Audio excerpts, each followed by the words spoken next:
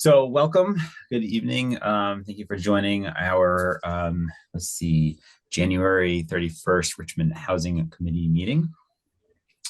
Um, I guess maybe before we kick things off, are there any comments from the public on items not on the agenda?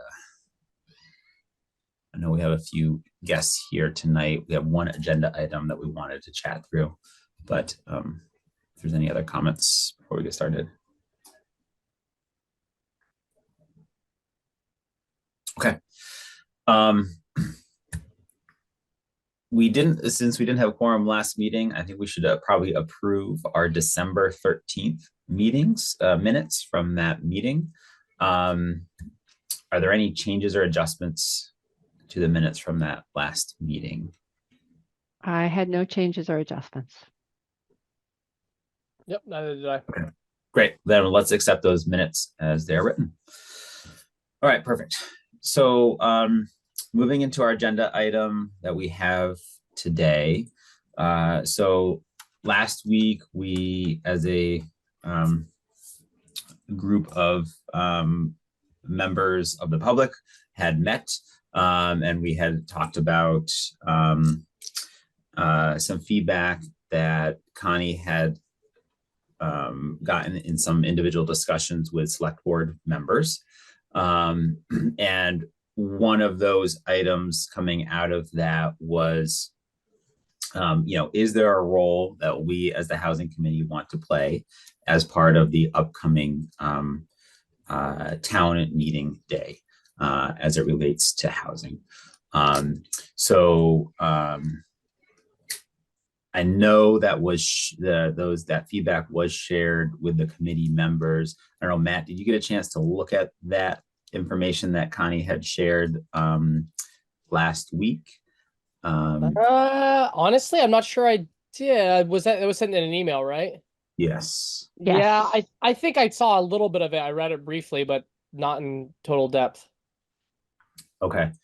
I'm wondering if do we want to do just a 5-minute overview of that just to make sure we're all on the same page? Sure. Yeah, if you want to go quick about it, and I'll take a quick look at that as well right now.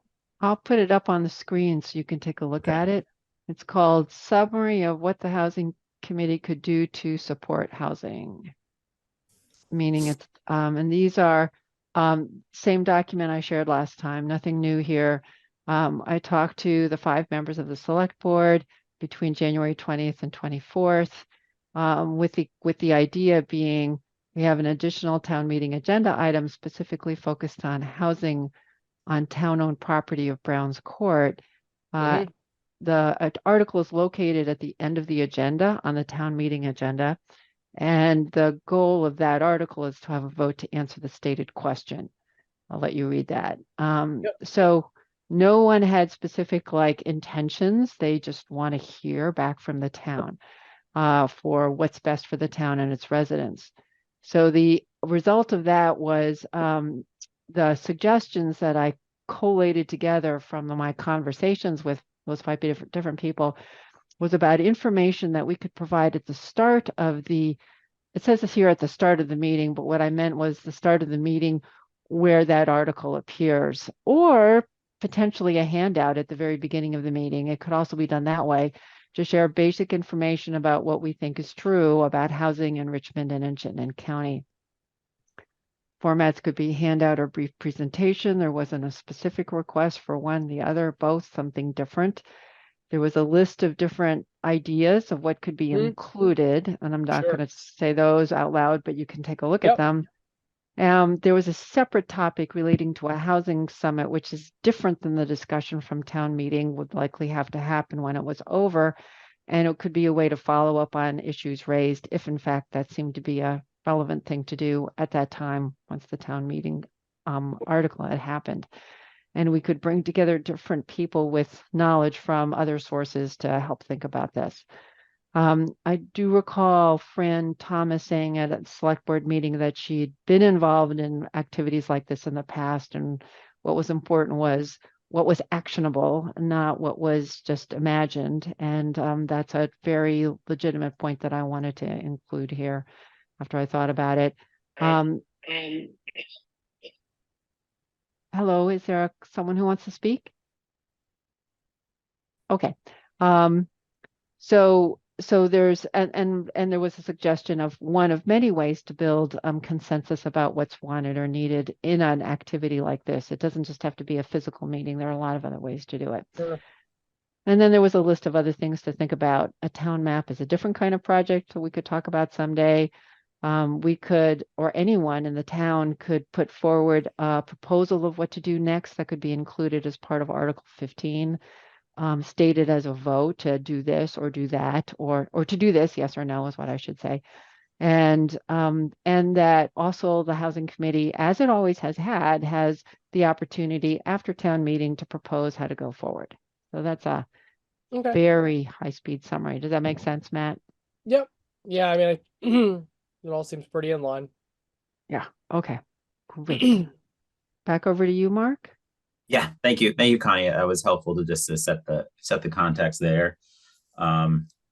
So last week, we weren't able to have an official meeting because we had quorum.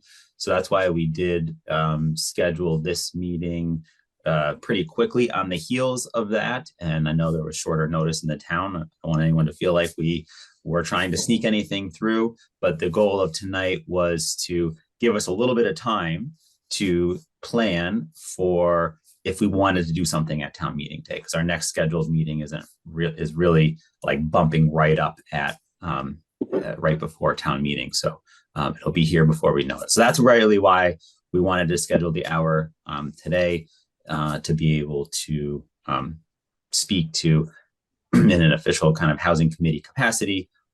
Is there something that we want to do at town meeting? What is that?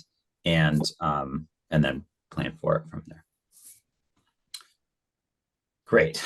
So as Connie had mentioned before the start of the meeting, she had gone through some of the report that we had Brandy Saxton do about some of the, what is the housing environment in Richmond look like today, and started to pull out a number of statistics and things like that that we can use. Conversely, I also put together a really quick high level kind of like outline or summary of if we were to give a talk at town meeting day, what that could look like. So I'd like to review that as well as some of what Connie's feedback and the research that she has done. But I guess the question to our housing committee members is, do we want to do something at town meeting, yes or no? And let's kind of decide that first before we plan anything more. Jay. So Sorry. Well, do you want to hear from committee members first or from public? Let's hear from you, Connie and Matt first, and then we'll go from there, Jay, if that works. Okay, I've observed that the article is very focused on Browns Court town-owned property, and the interest of the town, as far as is reflected in Front Porch Forum, is on the general broader issue of housing, like what's housing in Richmond. So although I know that the article needs to have a vote around Browns Court, I think to jumpstart that support the general idea of what's going on with housing, of which some people will be aware of very little and some people will know a whole lot, I think it helps everybody level the field a little bit if we have some shared information that everybody would likely trust and accept as, yeah, that's probably true and that came from a good place and so forth. So I'm in favor. Matt? Yeah, I'm not sure what the context of participation entails. Obviously, Mark, fortunately, we did all Mark met with us all individually. So that was super helpful. Thanks for, stopping by my project on Friday. I'm not sure I could necessarily be there. I'm not sure exactly. You guys talked about doing just like a presentation. I don't know if it was going to be like a PowerPoint or handouts. I think any kind of participation is good. I'm not sure I can actually physically be present at town meeting day for that. Okay. And I'll say that how I constructed the outline was more around the need for housing and what we know to be true in Richmond, Chittenden County, Vermont today, versus specific like advocacy for the Browns Court project, and or saying this is a good or a bad idea specifically for Browns Court, right? I think that's why we have that question there in town meeting days for people to weigh in themselves on that piece. Jay. So a little background. The reason this article is even on the town meeting agenda is because of a lot of confusion, to be honest, back and forth over the last 6 months at the select board level about whether we wanted to fully get behind the Parks Committee recreation plans or whether we wanted to keep open the subject of housing up there. I don't like the path that we took because the Parks Committee was out there working very hard, and yet we just couldn't seem to get around to saying, it's a go, we're not going to do housing up there. I introduced a motion at the most recent select board, well, I guess 2 meetings back now, where I said, we will give the Parks Committee the go-ahead and we will discuss housing at town meeting. Nothing was said in my motion about Browns Court.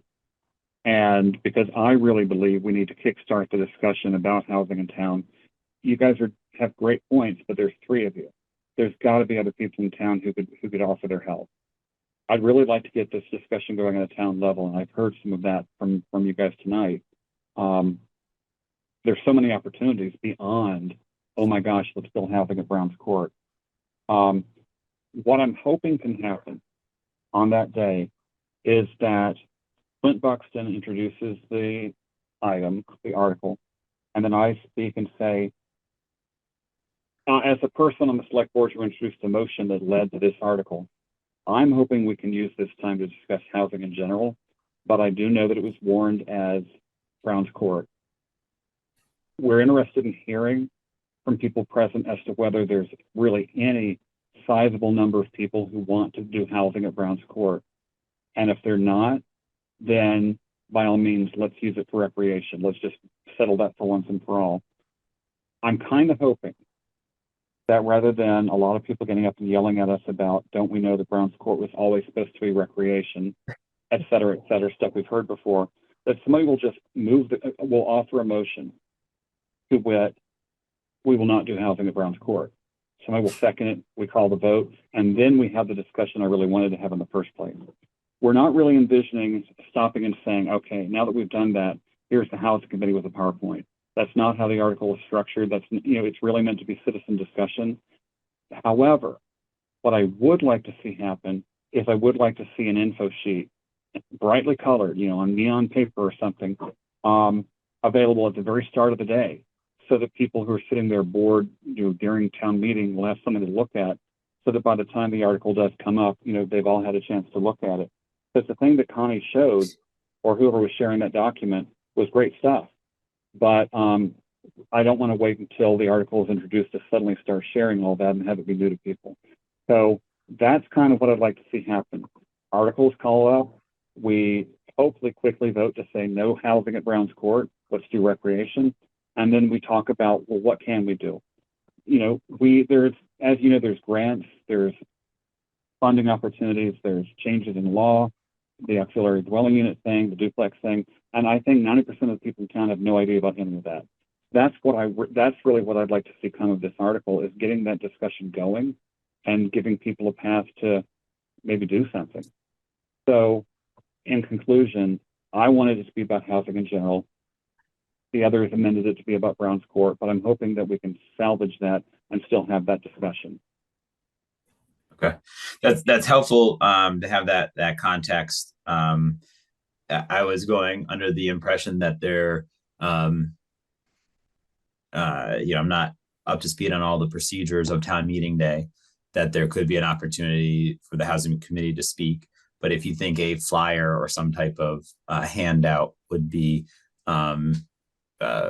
better able to fit into the schedule of town meeting day, then we could go down that path as well. I think that would be best. I have no earthly idea what time during the day we're going to get to this. If you've looked over the town meeting warning, you know that there's a big speed bump in the middle of the warning. Due to some legal precedent that we recently found out about, and due to advice from our attorney and from VLCT, all the charitable donations that the town typically just sticks into the budget and says, let's move on, are going to come up as separate articles. And the JPs and Linda and Josh and Clint have been figuring out, can we have each one of them discussed and then have one paper ballot where people vote no? And the reason we want to have a paper ballot is because who wants to really stand up and say in front of their entire town, I want to vote against the rape victim support charity? No one wants to do that. So that could turn into a lot of discussion, or it could be 20 minutes. We just don't know. But I'm thinking that probably since there's going to be a lot of discussion about the budget, a lot of discussion about the town center bond vote, I'm afraid that by the time we get to the housing article, people are going to be fried and will not necessarily be in the most receptive mindset to sit through a PowerPoint. But that's why I keep thinking, I know how boring it is sitting at town meeting. If we had a neon yellow flyer that everybody just had in their hands while they were, and it was, clear, well laid out, bulleted points, I'm sure it would get read because people are always looking for something to keep themselves occupied during town meeting. Okay. Thank you for that. And on that note, I'm going to shut up because I'm not here to run this meeting. Yeah. Matt, you had a question? Just kind of more of like a statement, really. Virginia, obviously the planning commission works significantly on updating the most recent zoning in my district, which is probably what drew me into this committee in the first place. I think we have to tread lightly on, how do I say this really? People are afraid of change. I think in general, probably everyone here, it could somewhat relate to the fact that a lot of people are worried about, housing and density changes. I really like Virginia's method of kind of dealing this, slow rolling it essentially. And I'm afraid of I'm not sure what would be put in this flyer or whatnot, but I'm afraid of anything too broad, and if you scare too many people at once, and then we're going to end up with something where it's nothing changes, and that's obviously what none of us want. So that's just kind of my thought. If we're going the route of having like a handout, is that there's obviously been changes been made, but we want to tread lightly. I in all the buildings that I've built, and it's very similar scenarios, not all in Richmond, obviously, but there's always, it seems to me, more pushback than there is support. That just tends to be the case with development, I think, in general. So, yep. In any case, that's fine. That's all I kind of had to say. Connie? Thanks. I agree with Matt. And that also that the Planning Commission has created a strategy that it has figured out that, is careful and thoughtful and inclusive. I wondered, Mark, if this is a good time to show the example that I had drafted of what that flyer could include. And we could say, no, too detailed, missing. But if we could spend some of our time that we have looking at it, then maybe we'd have a sense of whether or not to keep going in this direction or do something different. But I did create an idea based on the Brandy Saxon report of what people like to know, and also in response to some of the questions that were raised to help inform that kind of communication at the informal meeting we had a week ago. Okay. Yeah. Yeah, thing to let's do? do that. I think we can look at your document and then look at what I had also put together. I know I hadn't had a chance to share that out. I was working on it last night, but Okay. I can share my screen here. Oh, I was going to share mine. Do you want to Okay, go you wanna first? share? No, go ahead. Okay. So this is like not locked in anything. Okay. Don't feel like, oh my gosh, it's already been figured out. This is just like what's called a straw man. It's like we can do this completely different. It did come completely from a report that we had commissioned that was shared with the public and the select board 2 years ago and is published on the web. So this is not like unknown information. The things that I included had to do with a reminder of what the town plan includes regarding housing. Do I need to make this larger or is the font size acceptable? Is it okay? I'm okay. Okay, if Fine. you are having, go ahead. Speak up if you want it bigger.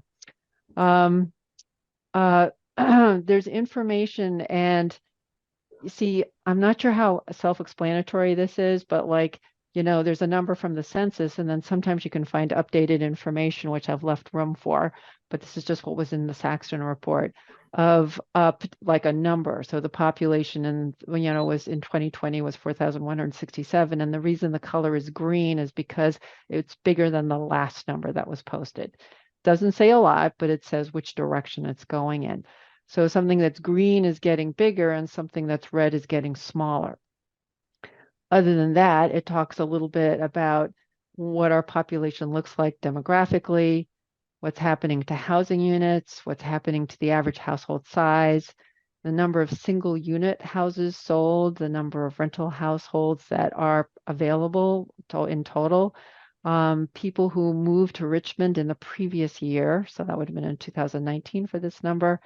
I don't have this number, but I was wondering if permit applications might be of interest to this group. So that's like data about housing, more people, not so quick in terms of increasing, the speed at which available housing units are available.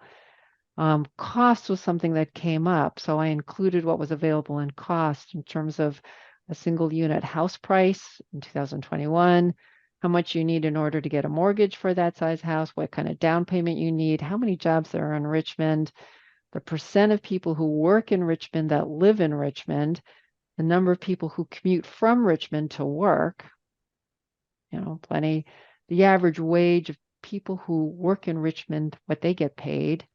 Got some spaces here for teachers and officers. Median income of Richmond owners, in other words, those people who own single unit homes, make about on a median this much, and how much the renters make. There's a difference there. There's a minimum cost to build a single new unit house. I don't have a change number for that, except I'm sure it's green, but I don't have an actual piece of data other than to say this is what it now costs to build a single unit house in Richmond. And the maximum percent of household income that's expected to go to housing costs is 30%. Other important things that are just important to remember when you're having a housing conversation, and I've got every topic that I could find. This isn't just in the Brandy Saxton report, but also in select board meetings. So things that people talk about. You can run your eye down this list. There's a lot about geography and how difficult it is to build in Richmond and how expensive it is to build in Richmond. And when the land is expensive, the house is also expensive because that's the way bankers want it. They want the house to be at least 2/3 of the total build cost. Amenities, emotional connections, like a softball field, has value to people for what it means to the community. And then there's things I didn't take the time to explain except to acknowledge, and we could make more room for things like this. And actually, Mark, this might be what you wanted to talk about, is we have a lot of different ways of supporting housing. We have the ability to influence our future as a community in terms of what our makeup is as a community based on the policies and ordinances that we have. And then there's a bigger picture than us because, from our community up through the whole country, there's a housing crisis. And that includes affordable housing and just simply housing that is affordable and how those are different. So that's what I came up with. And I'm glad to share this with, anyone. I'm just thinking that this is just a starting point for our conversation. And I'll leave it up so that everybody can talk. And I'll figure out how to put my hand down. Go I ahead. think it's an awesome starting point, really, just looking at all this. A lot of great information here.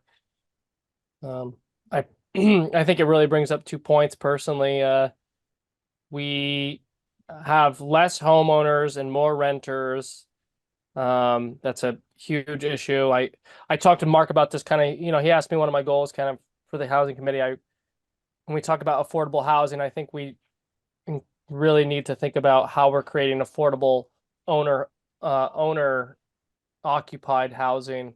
Like Champlain Housing Trust has it's how I bought my first house about 12, 15 years ago. Shared equity program. So I think a lot of people can get on board with that, and I think this data and this information really shows it. I think the getting the information from the zoning department about the permit applications or DRB resubmissions would be incredibly useful, because we already know we're lagging significantly in housing stock, but that problem was probably created anywhere from 5 to 15 years ago, in terms of, we're talking about building of housing. And so to really think about where we're going to be in the future, we need to know, are we even getting close? Like, how many applications do we have this year to build new homes? So on and so forth. So anyways, that's great information. I really love this. Thanks. Great, Jay, you had a comment? You're on mute. At least I caught it myself this time. I want to say thank you so much for Connie. I think this is exactly the kind of information that needs to go in front of the town. I want to second everything Matt just said. And I agree. If we have a report from Keith and the Planning and Zoning Department about the number of housing starts and how we're lagging, I think all this is sobering, and it really is. It's a call to action just looking at this. Thanks, Cool. Jay.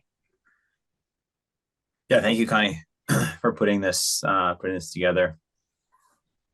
Lisa, you had a quick question there. Yeah, just I think it would be interesting to know how many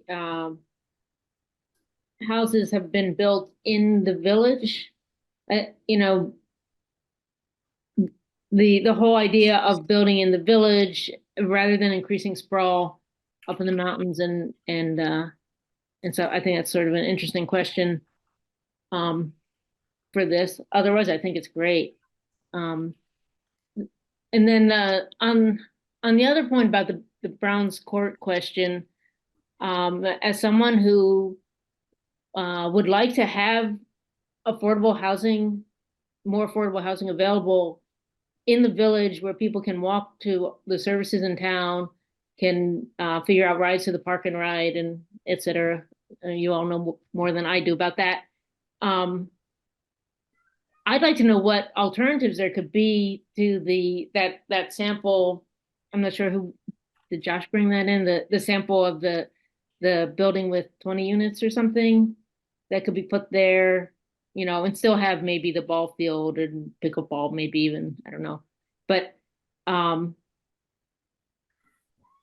it sounds like we're sort of just giving up on that as even a possibility if we go to the vote and that vote becomes binding when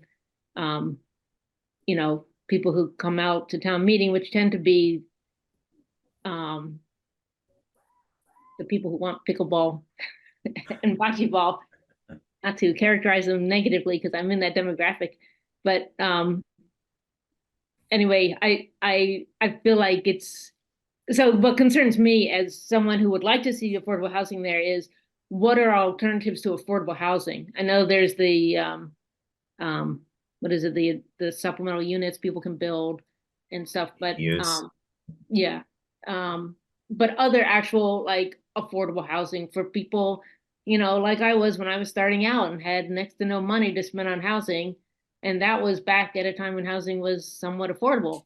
And do we have options for people like that now? And are we going to? So anyway, I don't have any answers. I just have questions. So I'm sorry Thank you about for your that. voice. So I did want to, I know we have some limited Mark. time today. Yeah. Mark, real quick, Lisa asked a couple of questions that I do know the answers to. Lisa, the reason we have that hypothetical 20 unit number is because the select board directly asked Keith to say, is this even possible? And Keith did some research and said we could probably fit a 20 unit structure in there. There's been a survey done of Browns Court, and it turns out that the usable land is probably more in the 2.1 acre area.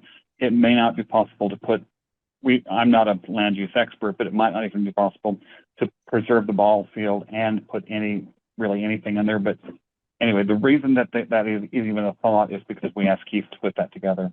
The other thing is about the vote. The vote at town meeting will not be binding. It's an advisory vote.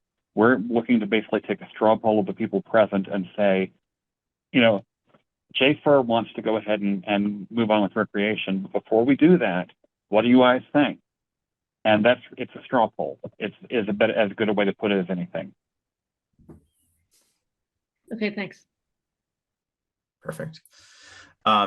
So I'm going to share my screen here as well. Wow, I got a lot of screens up.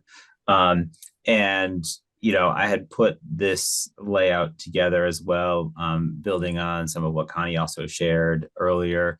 But wanted to, I wrote it in a way, or made an outline in a way to kind of tell more of a story versus just having some facts about town meeting, about housing in Richmond. And can you guys see the Housing Summit draft notes? A little larger, please. Can you Yes. blow up the, yeah, thanks.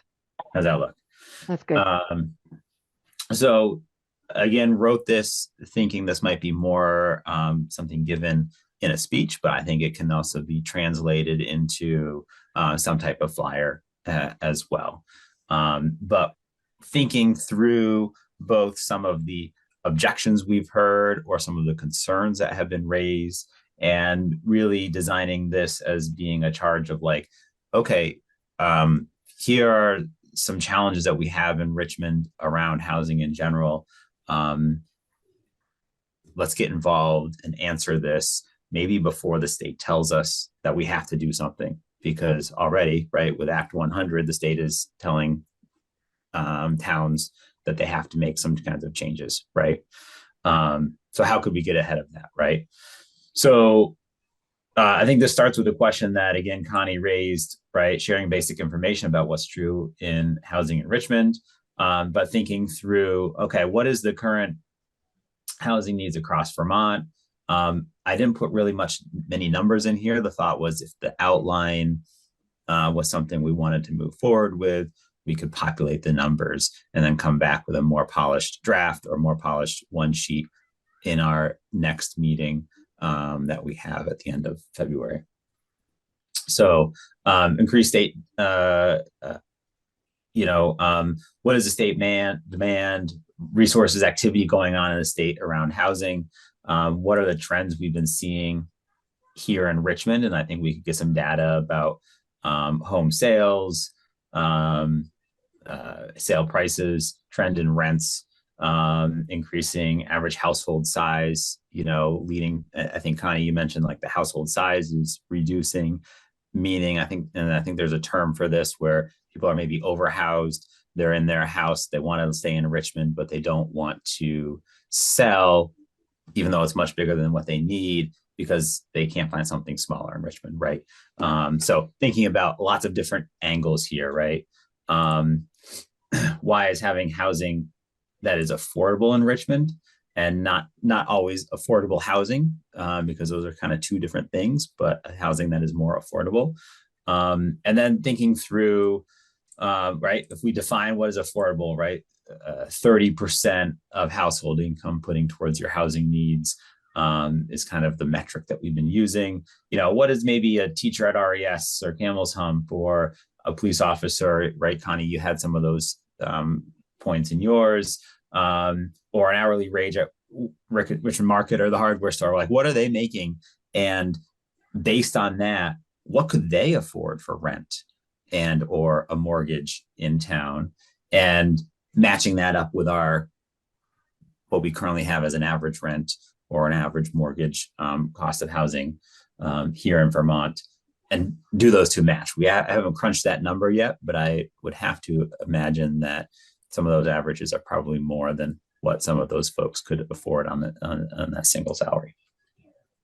So being able to talk a little bit or highlight some of that as to, if we want these people here to work in our town, are they able to find housing in our town? Some of those other concerns, right?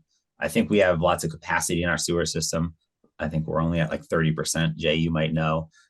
So that's not really a concern that would be an issue for many years if we continue to increase housing to those that are connected. We have capacity in our school systems. I don't have the number for that, thinking that we could probably find that as well. And then, what have we heard from some of our community and the research we've done, right?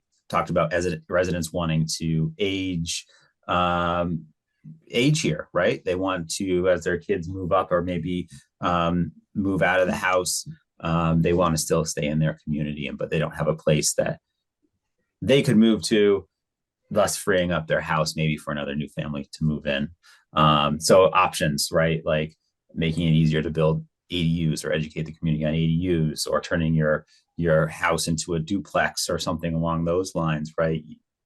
You could live in one and your family could, your younger family could live in the other half. And then what is our ask, right? The final was, getting involved in discussion. So as I said, like, we have a say in how we want to shape the future of our housing in our town, right? Like, let's start with that discussion now. The state is searching for ways to help solve this problem. And, Act 100, I'm not opposed to it, but there could be other things coming, right? Like, how do we stay ahead of the game? There's a lot of opposition for Brown's Court, but how do we also bring into that conversation alternatives and what could we do, right? So join the housing committee and then talk about like some of the other ways that we could help support housing density or more affordable housing in our town. So again, that was like a real rough outline. Obviously, there's not a lot of detail there, but that was the thought, was maybe telling a little bit more of a story of here are some things that we know to be true in Richmond.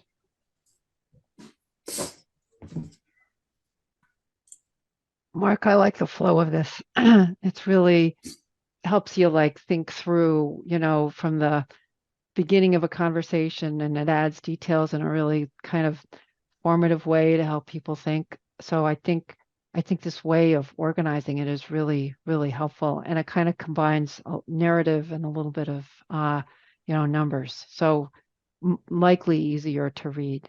So I'm liking both of those.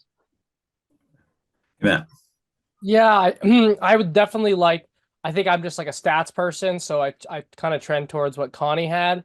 I think if we could somehow combine the two, and probably keep it keep it relatively simple in some ways, for stats wise, that would be very useful. But like I said, I do generally like stats. I like the way this flows, but I like to see the pure numbers. That's just kind of the developer in me, I guess, so to speak. But yeah, I like it all. I think what I was thinking through was, how do you make some of those statistics like meaningful to me as a resident in Richmond, or some of those things that like I care about, like, oh yeah, like, I think on Front Porch Forum this past week, there was I believe a special educator that was offered a job at one of the Richmond schools, and they turned it down because they couldn't find housing. I know that was a similar story to one of my daughter's teachers had to get left mid-year, and they got an interim teacher who also really struggled to find housing and couldn't find a place, and had to turn that down, right? So like that challenge like impacts all of us in some way, right? And and that story could be expressed to our police officers or the folks that are helping us in the Richmond market, et cetera. Absolutely. I think, yeah, I mean, I think the personal anecdotes that are not just one-offs are absolutely kind of what are driving this entire conversation. So Mark, Yep, go ahead, Connie. I'm thinking, knowing that the time is drawing short, Yes. that maybe the two of us could work on, I don't think I could like call it an infographic because I'm not really a graphic artist, but something that makes it easy to pick up the basic idea of what you've presented, including numbers as well as some narrative support, and see if we could get that to look in an attractive way on a document that could help people understand why housing is so complicated at this time. Yep. Yeah, agreed. So I think if we're in agreement that we would like to do some type of handout, then between now and when we meet, I forget the exact date, the end of February, we could have a draft to share here with the committee. And Connie, I'm happy to, if you and I could work together. I say, Matt, if there's any statistics that you see that are missing, or different ways, or something else then from your experience that you feel has been a sensitive topic that we want to include in this type of one sheet, if you could share that. Absolutely. I actually, as well. Mark, you haven't shared this yet, right? This housing summit draft. This is just today. Yes, this is the first iteration of it. Yeah, I mean, if you could share that, I guess in our Yep. email exchanges back and forth, look at that. There was a couple things in Connie's. I'm trying to find that, Connie. I'm really having a hard time, by the way, finding that draft that. Oh no, you just shared that document today, didn't you? That's just today, so I'll send it out to you, Matt, as well. Right, yeah, because there was a couple things I could definitely fill in there that I know for sure. So that would be great. Thank you, Matt. Yep. Okay. Cool. Well, anything else folks wanted to add? Because I think that's really what we wanted to accomplish was, hey, we have a go forward plan. We'll put something together and then we'll share it here at the next housing committee meeting. Jay has a question or Yes, a Jay. statement. I love what I'm hearing, and I wish more townspeople will. Well, I'm hoping that sharing this information will really get the discussion going at the town level again. I sitting here thinking, and I think that it would probably be beneficial to not only have the flyer, but maybe actually have the PowerPoint as you'd suggested. I just am not sure what Clint, our town moderator, and Josh think of that. But I will get back to you on that. I asked and haven't heard back. But I wouldn't completely close the books on doing a PowerPoint if you want to do one. But I love what I'm seeing here because these are the questions and these are the points that need to be brought up. One thing I was getting via chat from another person was it would help if there were maps shown of where or what the developable areas even are. Because again, a lot of people think it's Brown's Court or nothing. And if we had a map saying, well, actually, based on our current zoning and based on floodplain regulations and based on this, that, and the other, here are the areas where housing could go in. It doesn't have to be something we spend a lot of time talking about, but just a map would tell people it's possible here, here, here, and here. And that's all I got. Okay. That's cool. That could be another project by itself, but it could be good to give people an orientation to what we know so far. Yep. Yeah, I also think with the flux and the zoning and what we know, it's, what is developable now versus maybe even just a year from now completely changes. So it's kind of, it's hard because, currently the way the zoning's written, you could have in some of the districts, you could have maybe 3 units in a certain space, but if it changes like it did in the village residential commercial, we're talking 10, so we're talking 3 times.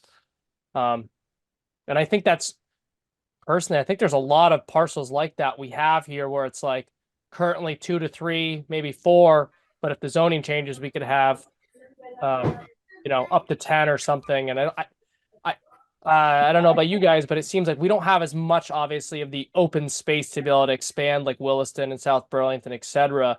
As a we have to think about how we can expand on the smaller parcels, essentially.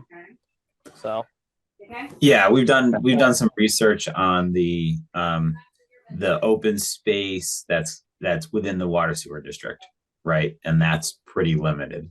And that's, that's where the discussion about Brown's Court came up, because it really is pretty limited when you talk about what is connected to the water sewer. And there's some space out in what we call the gateway between the center of town and the highway along Route 2 there. However, that's not connected to water sewer, right? So I remember these discussions for about a year ago or whatever, or 8 months ago, and I was all for that expansion, kind of heading the water sewer out there. But I think there's a cost limitation associated with that. Yeah, the cost per lot, because we have to bill people who lie along the route based on the grand list value of their property, would be far out of the price range of what a typical homeowner could own. They would be looking at $20,000 a year. We just can't do that. The reason we even explored it is because we thought we could use existing banked money in the water and sewer department to pay for this. That would have made it work. But it turned out that under the law, we cannot use money from current customers to pay for expansion to new customers. And that pretty much killed it. Yep. Great. Any other final thoughts that folks want to bring up this evening? I think we have our marching orders between now and our next meeting, and we'll work on that. That's great. Thank you so much, Mark. Thank Okay. you. Perfect. Well, appreciate flexibility and everyone being able to meet on such short notice. But I think we got some things accomplished tonight. Keith has got his hand up. Yes, Keith. I would ask that you communicate with my office on this at some point. And that's all I have to say. Yes, I think we will be also asking you questions, especially about permit applications and such like that. So you'll be in the loop on this. Okay. Great. Thank you all. Well, we can, that's 5:35, 6:35. We can end the meeting there. There's no other business. Thanks, Mark. Bye-bye. Great. Yeah, Thank you all. Okay.